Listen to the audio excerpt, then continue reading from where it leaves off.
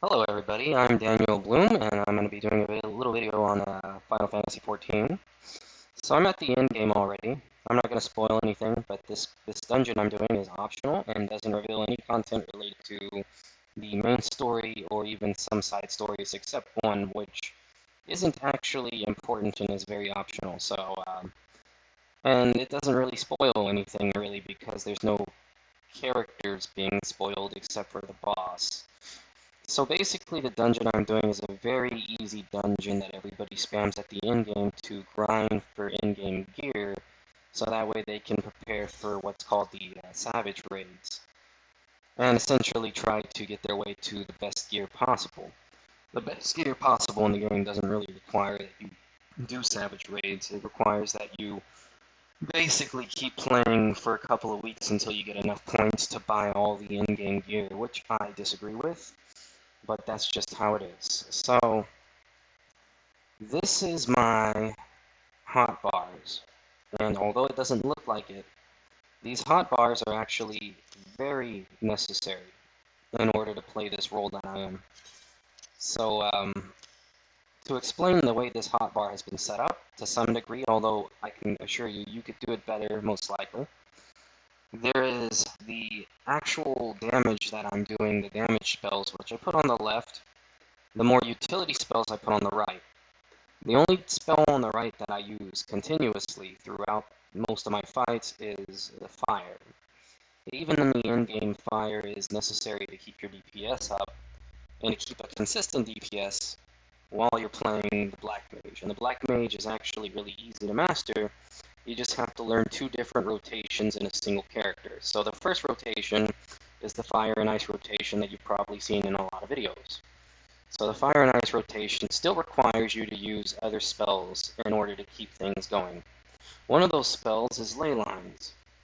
A lot of people tell you to watch out for Enochian. That is dumb, because if you have your rotation down, you'll never ever in your life have to care about keeping Enochian up. Enochian gives you polyglots. Polyglots are basically used for the highest damage spells.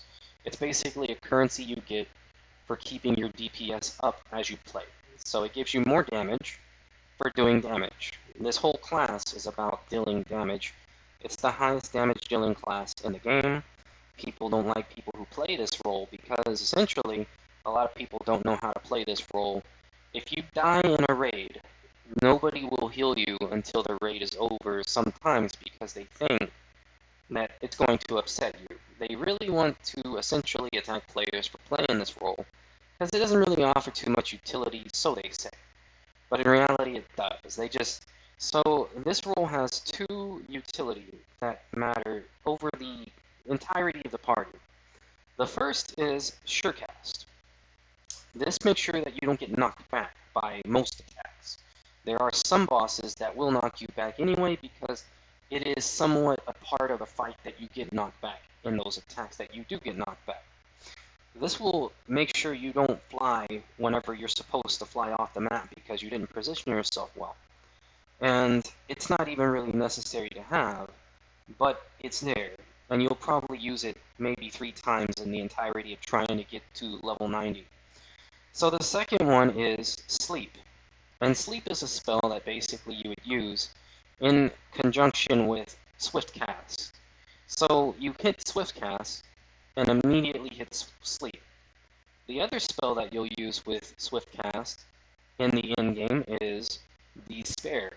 And that's because you just want to kind of use it for something that's going to have a bit of a cooldown that does a good amount of damage, and Despair does the good damage that it's worth using on it, as opposed to using on something like Flare. You could use it on Flare, but its Flare's an AoE. So, anyway, that brings me to my second rotation, which is the Ley Lines to Quick Cast rotation. So essentially, the whole fight, you're going to be trying to stay in fire as long as you can to just do the most damage. At the end game, this is very easy. At the beginning of the game, it is not. But by the time you get to the end game, the complexity goes up because you'll have so many things you won't be able to keep up with. So the first thing you'll want to do is, as you're using fire, you'll be in your ley lines, and you want your ley lines placed somewhere that the boss can't really hurt you. But if you don't know that the boss can't hurt you, that's a bad thing. At the beginning of the fight, you'll almost always use ley lines because you can basically put a ley line in one of the corners or on the middle of two AoE areas that the boss will damage. You won't already know the boss's mechanics sometimes unless you look them up early. I looked them up early. That was just something I felt I should do, but in the end game I ended up not looking up the more harder bosses because they felt easier for me to do, so I don't think it's actually necessary, except for some bosses. So whenever your ley lines run out, it takes 2 whole minutes to get your ley lines back. In those 2 minutes, you have 2 triple casts, which, by the way, take 2 minutes to get both of them back. What a coincidence. And the second one is swift cast. And swift cast basically is like triple cast, but you use it normally before or after to just do a very quick spell, a single quick spell, and that's it.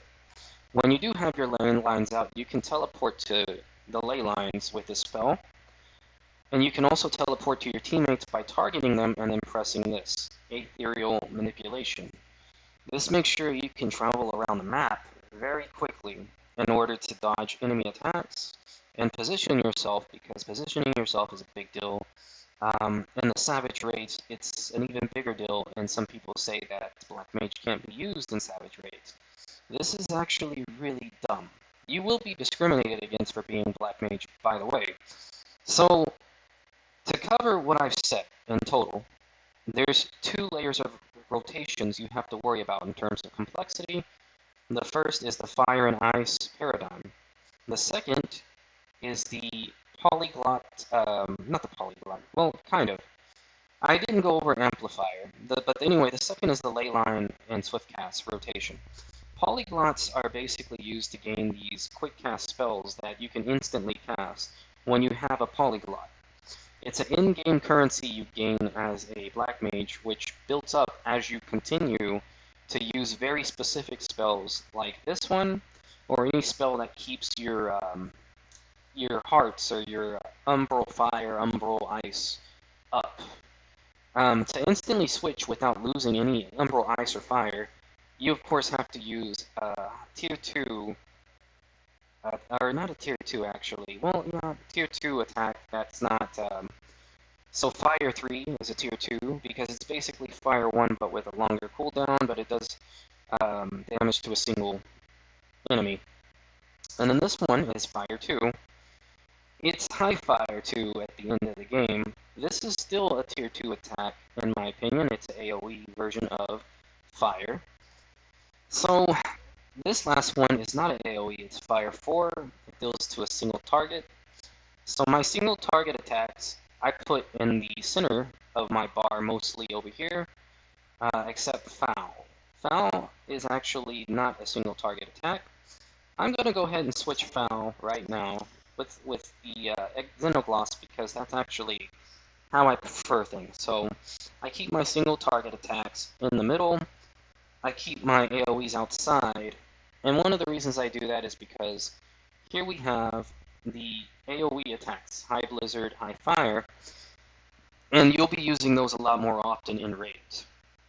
In the story, you'll probably be using a combination of both, but mostly I feel that I've used High Fire and High Blizzard more than anything else.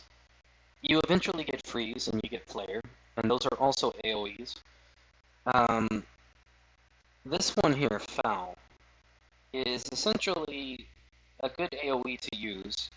Normally, I would say you would never use this in a boss fight unless there's an AoE setting. In a boss fight, you would use Xenogloss. Outside the boss fight, you'll generally use Foul. You won't be able to see a lot of things on your screen sometimes, so you have to adjust the. You have to adjust your HUD. You have to adjust your settings. It's all a lot of stuff that you actually have to go through. I'm probably literally talking about a lot of stuff to some people. So you probably already know, use your AoEs when there's more than one enemy. If there's more than one enemy, not 3 enemies, not 4, more than one, and they're close enough together, it's more damage overall to use your AoEs, and you should do so unless you're in a particular fight where the enemies you're fighting that come in large numbers as a tank and the healer or a DPS. If so, then you want to deal damage to the healer first, then the DPS, and then the tank. So you might want to consider using single target attacks to do that. Unless there's more than one healer standing next to each other, it might be more beneficial in that scenario. And that generally sums up the Black Mage in terms of trying to learn the rotations. To give you an example of what a fight will look like, hopefully soon I'll be able to queue in this dungeon so I can actually show it off. But the first thing is you'll use your ley lines. After you use your ley lines in a particular location that you know the boss isn't going to hit you at, then you begin going to town on the boss using these single target damage attacks. You'll always start with Blizzard, because Blizzard will give you Umbral Eyes 3, and it'll give you the ability with Umbral Eyes 3, you'll cast Blizzard 4. You'll also be able to use this amplifier to get your first Polyglot, which you're really not going to need yet. And if you use it early, then that's on you, because this is still the ley lines rotation. So during the ley lines rotation, the next thing you do before you do anything else is you look over here to Blizzard and Fire. If Blizzard and Fire has turned into a spell called, I think it's called Contradiction or something like that. Let me go ahead and verify the name for you. Paradox, there we go. They'll turn into Paradox. Paradox is an instant quick action spell, and it does a very good amount of damage. I think it does polyglot levels of damage. So the first thing you'll want to do with that is essentially you want to use it during the ice phase, and then you want to use Thunder 3 after that. Using this instant cast polyglot will keep your timer on Enochian up, although you'll probably not have to worry about that if you do everything right. The next thing you'll want to do is the single target damage of Thunder 3. You should never use Thunder 3 at the very beginning of a fight unless you're going to swift cast it and you have to move out the way of a boss's AoE. So, after that, then you want to switch to Fire, using either Fire 3 or High Fire 2, which will put you at Astral Fire 3, and remove your Umbral Eye status. By then you should have, if you used Blizzard 4, like I stated, or if you ended up using Freeze instead if it was an AoE situation, then you should have 3 Umbral Hearts, which are little there's little crystals that appear down here. They're very critical because basically they reduce the amount of MP you're going to end up using in this next Umbral Fire phase. So the thing you'll want to do after that, because you'll probably use Fire 3, you'll end up getting a Paradox, probably. If not, it's no big deal. You'll want to use Sharp Cast, and then Paradox or Fire. If you have Paradox, you should probably use Paradox without using Sharp Cast, because it's more likely to give you a bonus to your Fire 3, which will have no MP cost and can be used instantly. So that's instantly using Fire 3 with no cost or cast timer. So the only thing you have to really worry about here, which I'll get to this in a second, is your global cooldown timer. You'll end up using Sharp Cast until your Sharp Casts run out, but you'll use them first and then use Fire. It's kind of like dipping a lollipop in the flavoring before sucking on the lollipop, if you will. You want to coat your magic in Sharp Cast. So, and then you want to always look at your Fire 3 to see if it's something you can cast automatically. If not, then you just keep casting Fire. And then when you get low on MP, the next thing you'll do is you'll cast Despair once you're low enough, which you'll know because you'll probably cast a Fire when you're below 2500 MP. Once you do your last Fire under 2500 MP, and then you'll cast Despair. You'll need to pay attention to those numbers, but I set up my HUD so it's easy for me to do. So there's these attacks here, Adel and Mana Ward. What these do is this basically, you want to pop these as soon as the boss is going to use an attack that does a party-wide area of effect damage that is unavoidable. It'll reduce the damage that your enemy is going to do, and it'll also create a barrier that'll protect you from some of the damage, but not all. And because you're a black mage, you'll actually need to use that. You'll have no choice. Another thing and that's because the healer's probably not going to heal you on purpose. This is actually a thing that this community in this game does. Although the community is not really toxic, you'll actually have to worry about this. So the next thing is, remember sleep. You'll have to use sleep during the early game raids because the tank will do a bad job, and so will the healer. Once the tank and the healer do a bad job and you're fighting normal enemies, not a boss, but a normal enemy, you'll use Swift Cast and Sleep on the enemies so you can get away. You'll have to do that. That way you won't die, and you'll just have to sit and wait for the tank and healer to get back to where you were. And that pretty much sum up when you use Sleep. If you do die, then you'll end up taking damage on your equipment that you're using, and you'll have to repair their durability. So that's pretty much the only penalty you get for death, really. However, also sometimes if you die enough, people create a stigma towards you, and you just don't want to deal with any of that. So, that's kind of how I used Swift Cast and Sleep. I've almost always never ever used Scathe. So Scathe is a spell that you would use if you literally had nothing else to use but somehow had MP, which I don't think is possible. So don't really use it unless you can't use Despair at the end of your fire. That's the only time. If you have Sharp Cast and you can't cast Fire somehow, then you use Scathe, because Fire does 180 damage. But unlike Fire, this Scathe attack doesn't actually have a cast timer, whereas Fire has the potential to give you a Fire 3.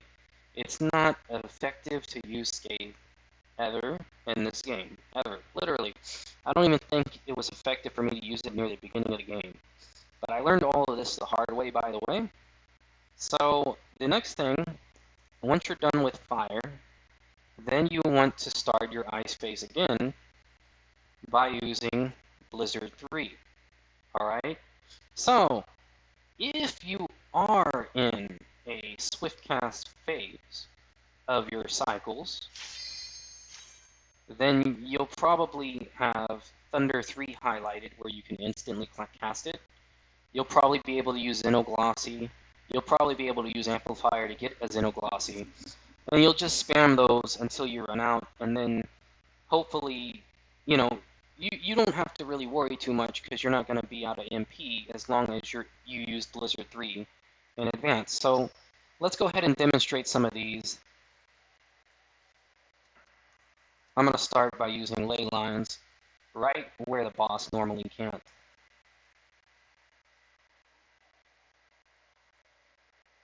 So somebody's new to this dungeon. They have to watch their little video first before we get started. This boss is not actually a boss you have to fight. It's optional. It's easy. And like I said, it's what people are spamming right now, so the Q timer is actually really low. This is just a slow time of the day. Before we even start, I'm going to use this. It's Potion of Intelligence. Boss fights take about maybe 5 to 10 minutes. This will last 5 minutes, but this fight will start really soon. I used it a little early, but it's no big deal. And once that happens, alright, here we go. So the tank already messed up and led the boss to the center of the arena.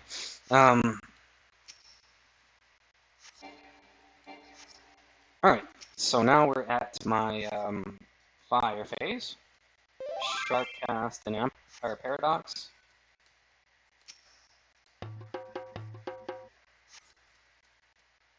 I'm going to go ahead and throw Thunder out there since I have it, and I just used a Fire, so I refresh my timer for an knockdown.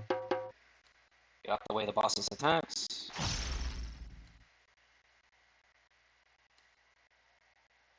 So now that my ley lines are up, which doesn't take that long for them to be up, Now you want to use your swift cast.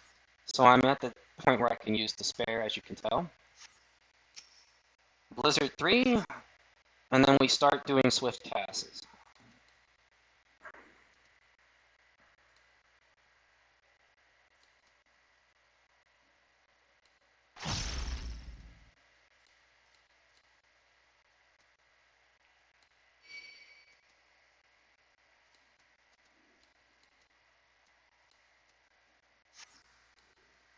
So now the boss is giving everybody a bug. It's basically like a parasite, and if you end up having this parasite in the game, it can cause this to happen where you automatically attack, so you have to face a different direction. So this is only in this fight, by the way, so you don't have to worry about this in other fights. This is the boss's unique mechanic, and every boss has at least one unique mechanic like this or something of the nature. And once you pretty much have the boss's unique mechanic down, that's it. And this boss has one mechanic that it actually is lacking, which is the need to stack up with your teammates to all take damage together. That is actually a big deal, which is what makes this boss easy, by the way. You have to position the camera here so that way you know what the boss is going to do or which way they're going to attack.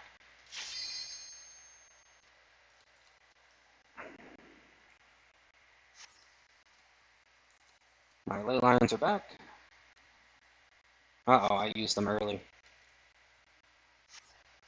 So in this phase, you literally just want to make sure that you move. It doesn't matter what that means. If you have to leave your ley lines, don't actually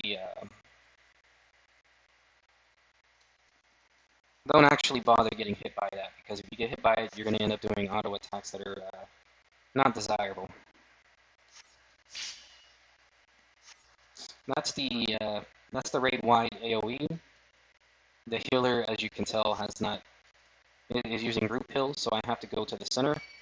I've got no choice but to go to the center in order for the healer to heal me. And that's because they'll end up healing everybody else.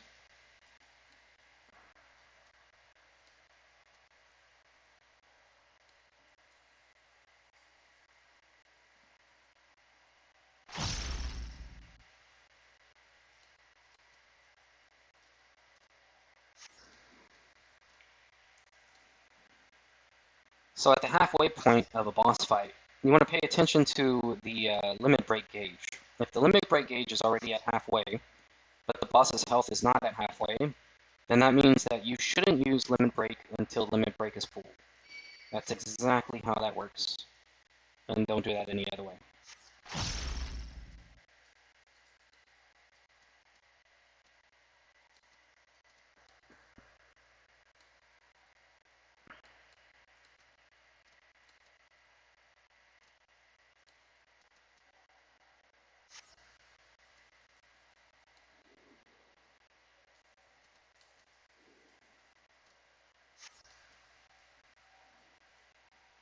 Yeah, the boss changes his mechanics up, but it's not too hard to deal with.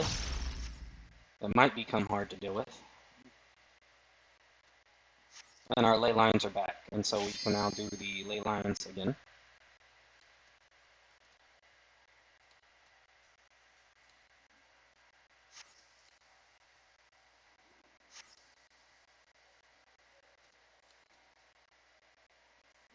Oh, we gotta get out the way. We gotta move out our ley lines. But that's no big deal. If you have to do it, you have to do it.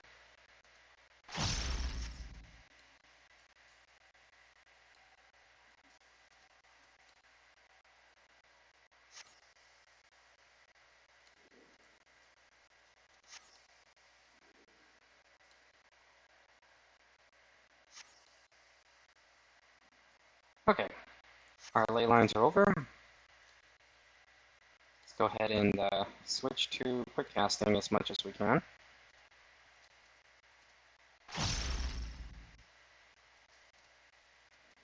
Now the boss has this mechanic that they're going to use. This is bad. Ah, we got hit by it. Well, so this can kill us. Oh, it killed 3 people. Nice.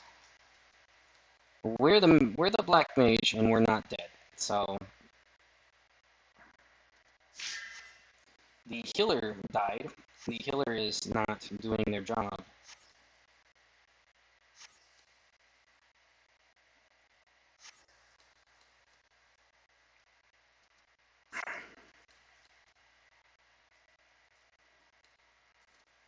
See, we would have died there if that healer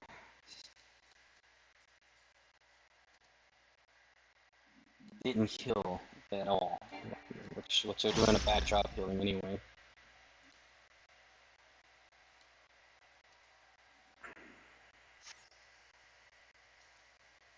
Let's hope nobody's looking at us. Okay, good.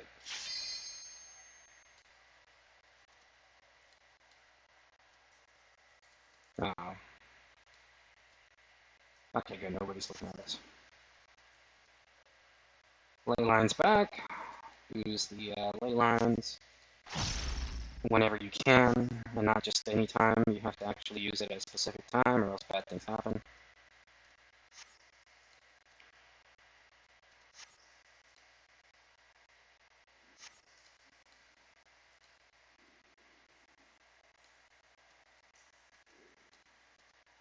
If you do leave your ley lines, I mean, me, sometimes I just have a habit of using quick cast, but it's better not to do that. That's a bad habit. Because overall, you will actually be able to do more DPS in most fights if you don't do that, just so you know.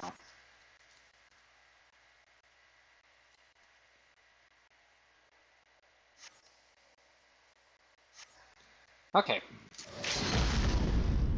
Now we use Meteor on the boss, which is our limit breaker, which you don't always have the ability to use. Somebody else will use theirs first, and that just does a ton of damage. Oh man, we missed our opportunity to use Paradox. So here, the boss is repeating some of its tactics because our teammates are actually doing really bad DPS. And now they're trying to kill me with their with their area of effects they're about to be hurt by.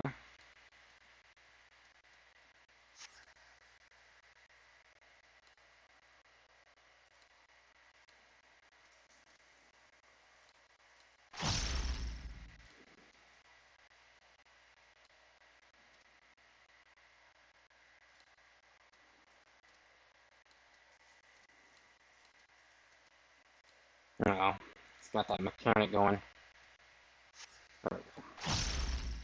So here I just use sprint, which will help me move faster, and you will actually have to use that sometimes.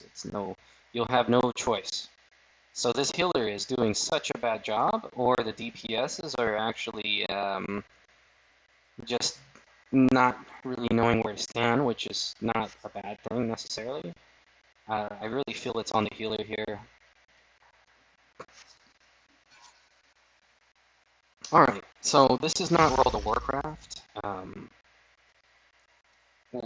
People normally don't kick anybody. I'm going to go ahead and give my commendation to one of the DPSs since they had to deal with that. And then I roll for what I need. I don't roll for everything else because that's just messed up. I didn't get what I need, but I just repeat this dungeon over and do the same thing over again. So generally my routine after I leave a dungeon is, after a raid, normally this is what I do. I go to the merchant, then I buy another one of the potions for intelligence. So intelligence is what you're going to use.